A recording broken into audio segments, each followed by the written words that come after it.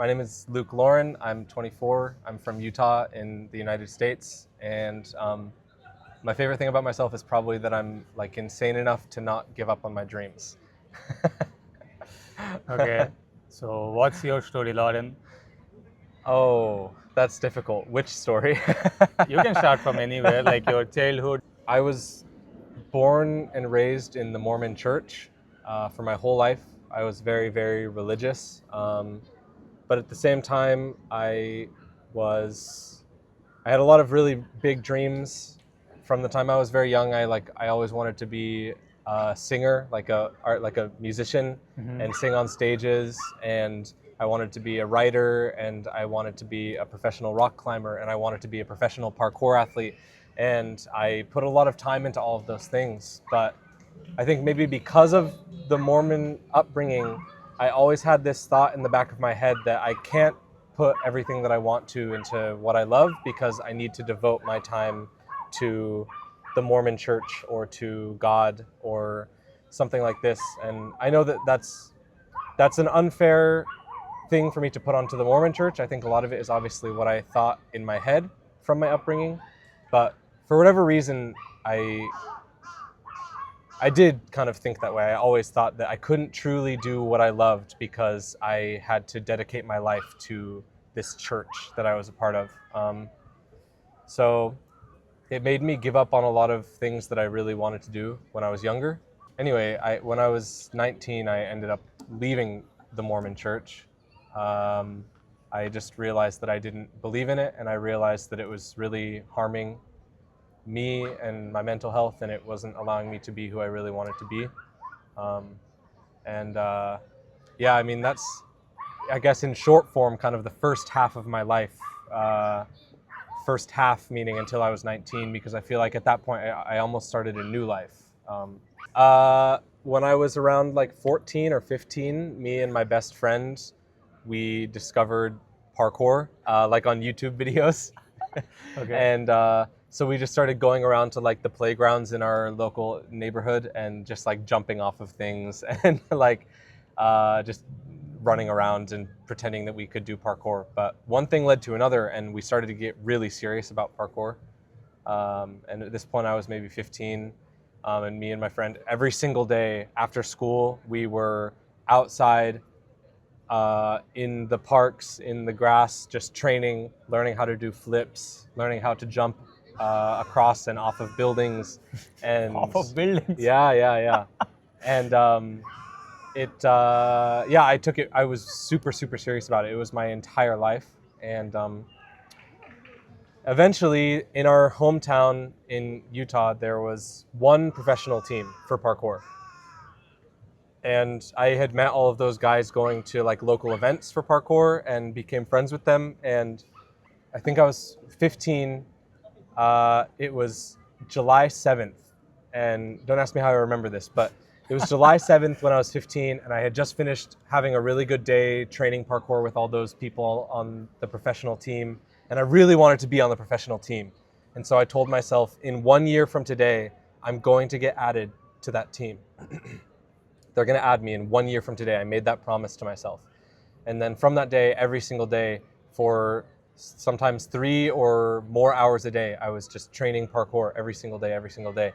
And 1 year later, to the day exactly, on July 7th, the next year, I got the call that they were going to add me to the professional team. Wait, that's insane. At the same day, exactly 1 year. 1 year from the day I promised myself, in 1 year, I'm going to be added. You remind me of Michael Jackson. Like he tells himself every day what he wants to do, and Right. he does it. Right. Exactly. Yeah. So I don't know, that just kind of, I will never forget that day, getting that call from my friend and him saying, we want to add you to the team. Yeah, I'll never forget that. And then looking at my phone and realizing it was exactly 1 year. And yeah, and Okay. from One more day and you could have been like, I missed the year. I know, and it's, yeah, I don't know how it happened that way. But it kind of showed me that day that like if I really want something and I make a promise to myself, then I can make that thing happen. And from that day on, like doing parkour and joining that professional team completely changed my life. It led me to right where I am today. So like starting parkour, I feel like it started the domino effect that led me to Japan, to be honest. Because getting on that professional team allowed me to then travel to do competitions. I I started traveling with the team, going to events, meeting a lot of famous parkour athletes in the scene, and becoming friends with them. And it was actually being on that parkour team that got me into fashion. Really, I had been into fashion since I was younger, but everyone told me that I was too girly or that I was too weird for liking the clothes that I was wearing when I was like 11 and I started getting into fashion. But then when I was like 15 or 16 and I started being on this team, they asked me, because we wanted to make merchandise for our team, and they asked me if I would design the clothing for the team. So I worked with a couple other people on the team, and I was the head clothing designer on the parkour team. Yeah, that made me fall in love with designing clothes, and it just kind of led me on a path that brought me here.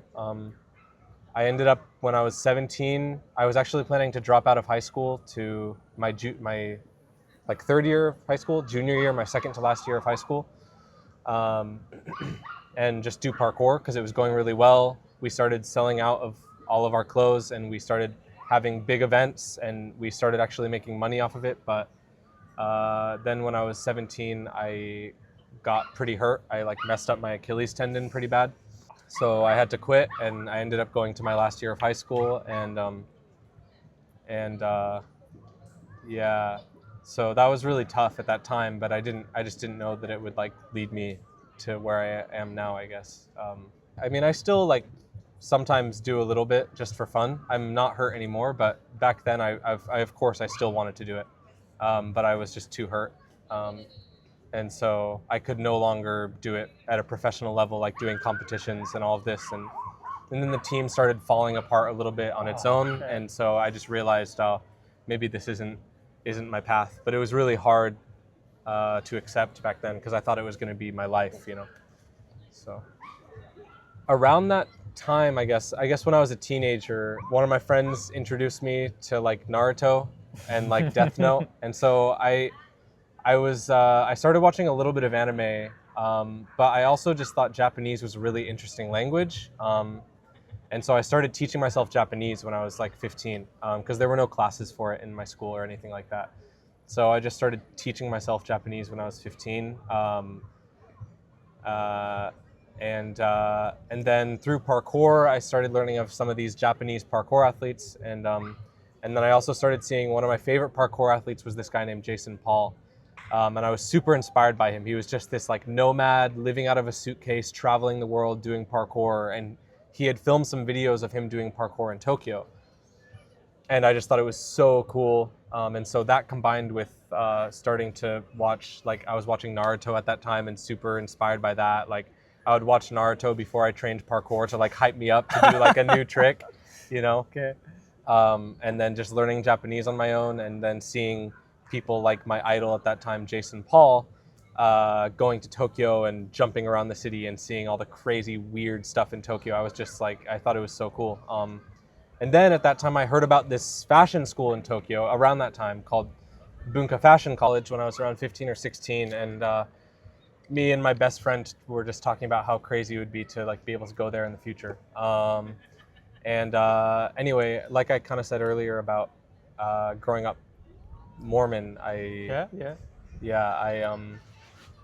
just kind of thought like, oh, like it probably just won't work out because I have to kind of follow this very straight life path, like being very faithful in my church, and then like going on a Mormon mission, and then going home, and then getting married and living happily ever after. And that was kind of the life path that was laid out for me.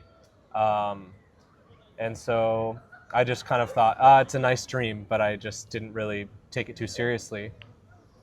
And then after I had to quit parkour,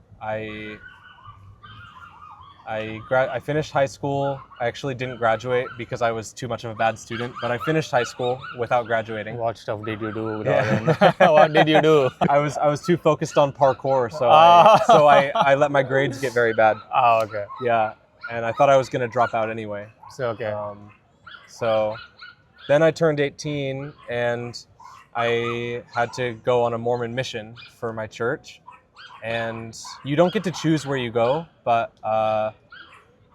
when I got my mission call is what it's called, to tell you where you're going. It said you're going to Tokyo, Japan. So the place that I had wanted to go for 3 years, all of a sudden I get to go there for and live there for 2 years. And, Coincidence, yeah.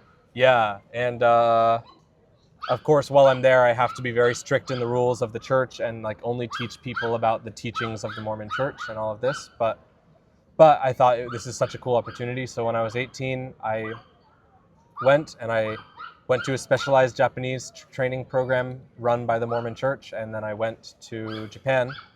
And the day after I got to Japan, I was so excited. I was so excited. And the day after I got there, we got the notification from our leader of the mission that because of the coronavirus, because of COVID-19, everything was going to be shut down and we couldn't do anything and we just had to stay inside the day after I got there. And so I spent the next, I think it was maybe 6 weeks or a little bit less than 6 weeks, basically just stuck inside of my Japanese apartment after I finally got to Japan after all those years. Yeah. And the most I could really do was just go on walks around my neighborhood. But I still loved it. But then about a month after that, then the leader of the mission basically said the COVID-19 is getting too bad, so we're gonna have to send everyone home. So I got sent back to America, that was really tough. It was kind of devastating. It was another one of those things where I thought, why do all of my dreams fall apart? Same thing happened with parkour when I got hurt. And I just felt why do all of my dreams just fall apart?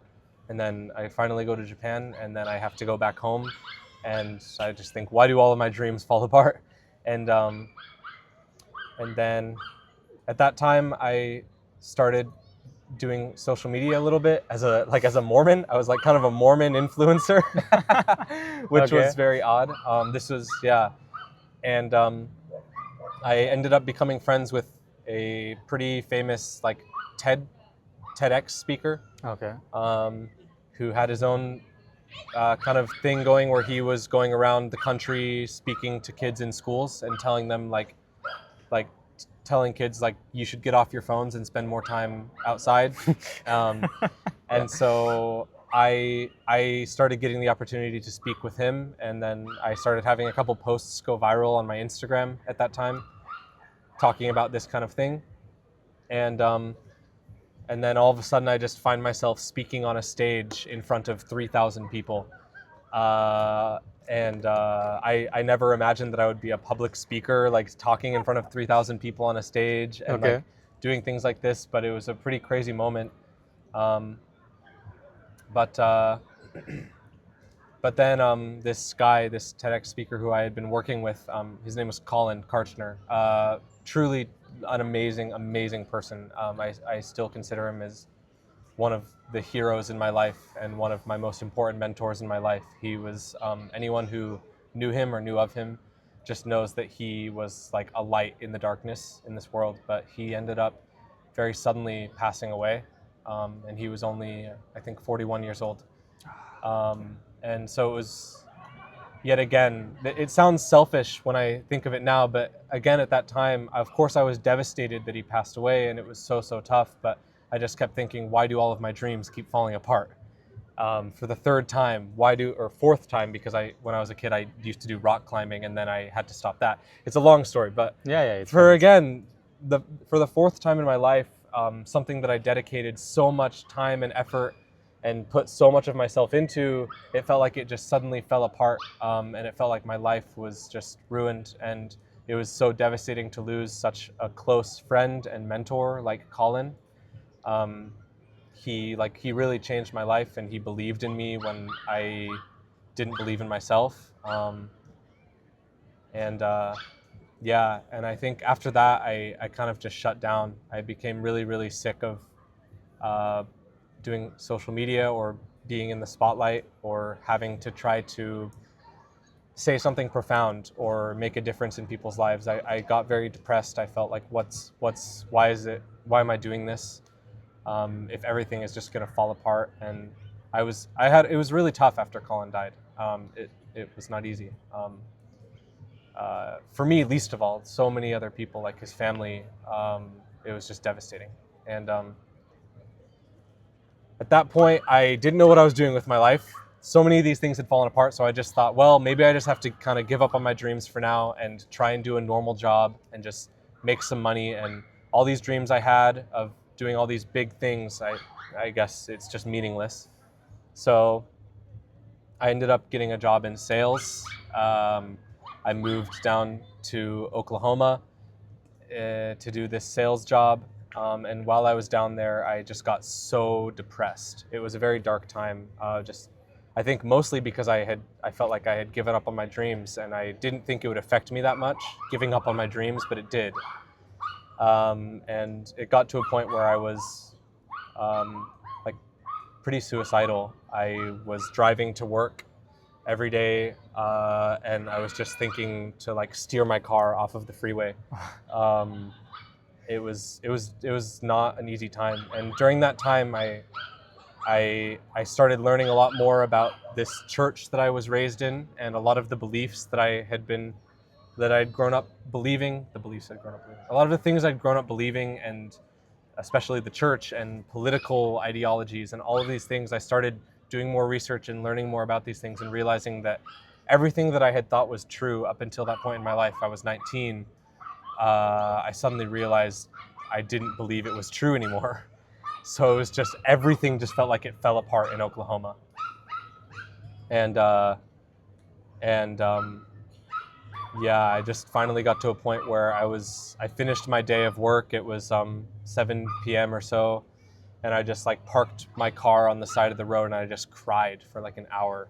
I didn't know who I was. Everything I believed, I felt like was gone. All of my dreams, I felt like I had given up and they were falling apart. And that was a really tough time. So I ended up getting so depressed that I ended up quitting that job in Oklahoma. But I think through that tough time, I realized, like, no, I need to follow my dreams. If I don't follow my dreams, I will not find happiness in this life, is kind of what I realized. So I quit my job and I moved back to Utah, where I'm from, with the goal to like finally follow my dreams of making videos and making music. Those were two things that I was really, really inspired by at the time. I had always wanted to make music since I was young, and I'd been making videos. I'd been making videos as well since I was like 11 years old, teaching myself how to edit on the school computers. So I just quit my job and I said, I'm going to go back and I'm going to follow this passion of making videos and making music. And I spent the money that I had saved up on a new laptop and like a microphone and audio interface and everything I needed to start like making music and recording these videos. And and it was that was a really good time. I think I kind of felt like I was like almost born again at that time. Like I was like a baby again, because I had lived all my life up until I was 19, almost 20, I guess, 19 years old, believing one thing or believing these certain things that I didn't believe at all anymore. So everything that I was gone. And I had to figure out from the ground up at the age of 19 who I was, who I wanted to be, what I wanted, what I believed. And it, I mean, I'm still on that path. I still don't know how much I've really figured out. I still kind of feel like a child. Maybe I feel like a toddler now in this new life. Yeah. That's the only thing that separates people who actually achieve their dreams from people who don't, is the people who do it right now. Yeah, I'm doing it right now. Yeah. I have a reminder that I set on my phone every single day that just says, I do it now. At 6:30. Yeah, 6:30 a.m. That's when I set my alarm, and it just says, I do it now. And that's my reminder. I saw that somewhere, and I thought it was a really good idea. It's not my idea. I saw it somewhere and stole it. But yeah, so anyway, after that really tough time, I went back to Utah, and I started focusing on art. I started trying to make short films. I made a short film I was really proud of, and I was doing a bit of freelance videography work. And then I was also making music as well, finally, following that dream that I had since I was 7 years old. And I started teaching myself how to make music and making it with some friends, and it was a really fun time, but I still didn't really feel very satisfied, I think. I didn't know where I was going. I had too many things I wanted to do, and I needed kind of a direction, maybe. So I started just thinking, like, I remembered that dream from all the way back when I was 15 to go to Bunka Fashion College in Tokyo, and I thought, let me try and pursue that, right? I had no help figuring out how to try to apply to a school across the world, but I somehow figured it out after lots and lots of emails back and forth with the admissions counselor, and lots and lots of stress and waiting for things in the mail and waiting for visas and certificates of eligibility and acceptance letters and all of this. And somehow I got into the language school originally at Bunka. And, or no, maybe I should say though, like before that, I tried to get in, and they needed me to take the JLPT. And so they didn't have it in my city. So Okay.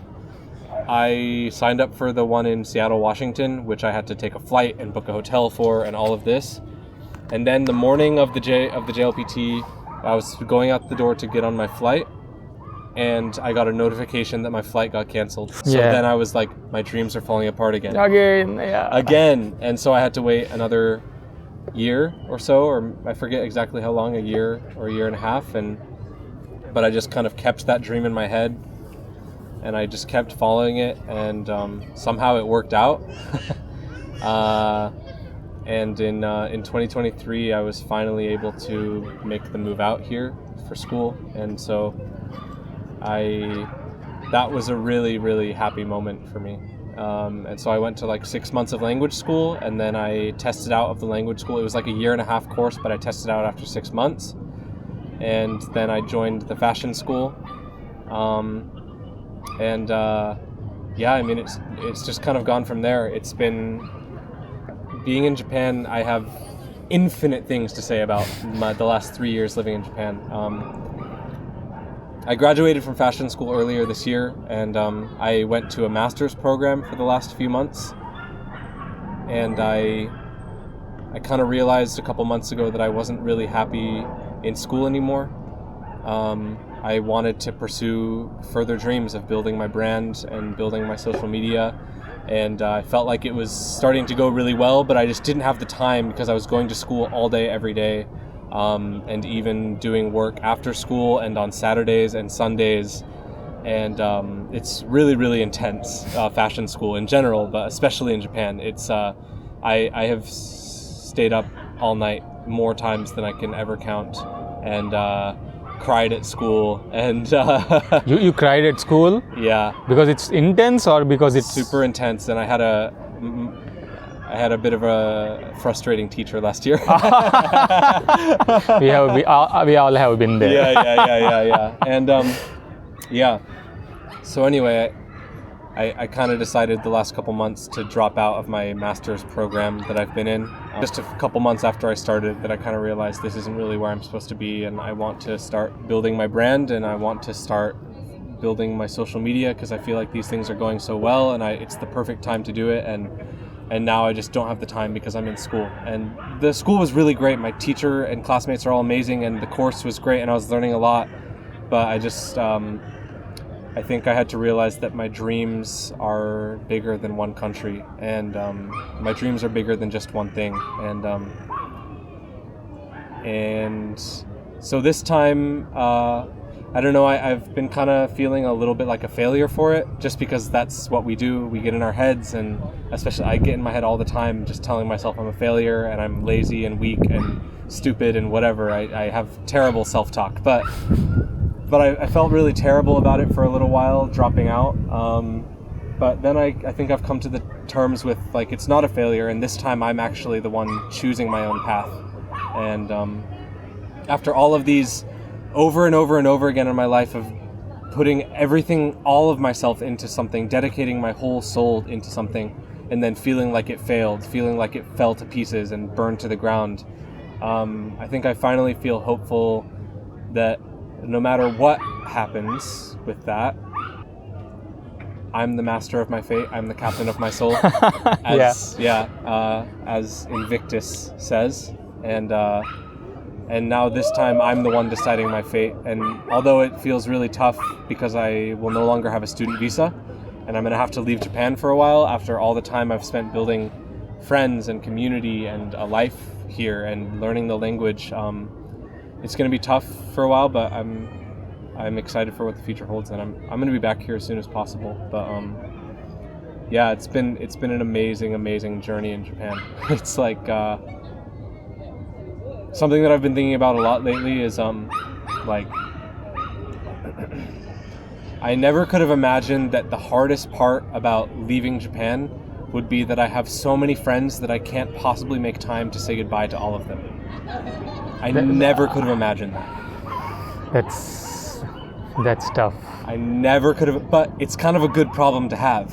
I feel like I skipped past a lot of stuff about Japan, but yeah, I mean, it's just been amazing here. Just made too many friends to count and had too many amazing experiences, and just. So that's your whole story? That's some of it anyway. Okay.